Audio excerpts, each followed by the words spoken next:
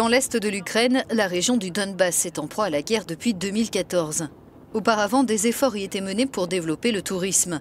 Qu'en est-il aujourd'hui? Pour le savoir, nous entamons un périple de plusieurs centaines de kilomètres.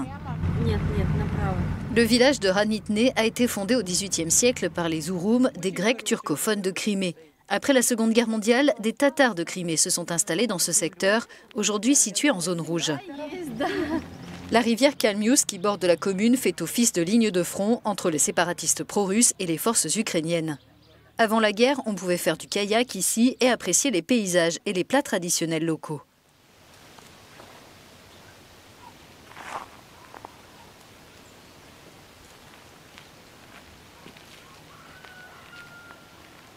Dans ce village où la guerre fait toujours partie du quotidien, nous rencontrons ce jour-là des habitants réunis pour danser et chanter en 3 langues, turc, ukrainien et russe.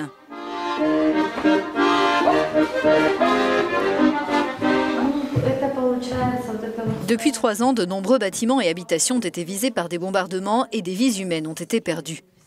Cet élu du conseil municipal nous fait visiter un centre de soins en cours de reconstruction. Elle-même était enceinte quand la guerre a éclaté. Grâce à des proches, elle a été mise à l'abri pour donner naissance à son enfant. Aujourd'hui, la situation est plus calme à Ranitne, mais pas totalement sûre. Une maison a été bombardée fin septembre. Les priorités pour la commune à présent, se doter de nouveaux équipements collectifs et venir en aide aux plus fragiles. Dans le nord, nous allons découvrir un autre village où la vie reprend ses droits.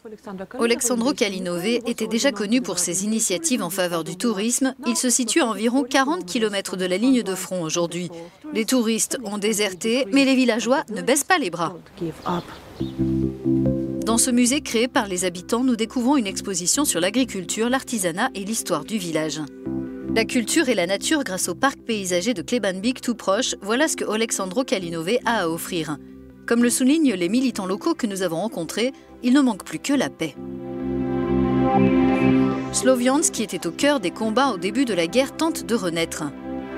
Des habitants apportent idées et financements au projet de restauration d'une fabrique de céramique datant du 19e siècle.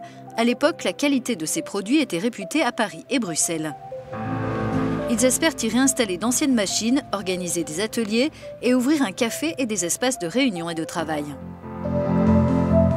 Depuis le village de Kreviluka, où se trouvent à présent des populations qui ont quitté les territoires passés sous contrôle des séparatistes, nous grimpons en direction de la réserve de Kraïdova Flora, connue pour sa flore spécifique et ses paysages de nature.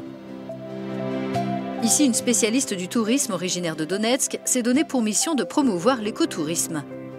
Une initiative qui commence à transformer la vie de la commune. Des habitants l'ont rejoint. L'idée, c'est de proposer aux touristes du rafting sur la rivière Siversky Donet, des expositions photos, des randonnées et de nombreuses autres activités.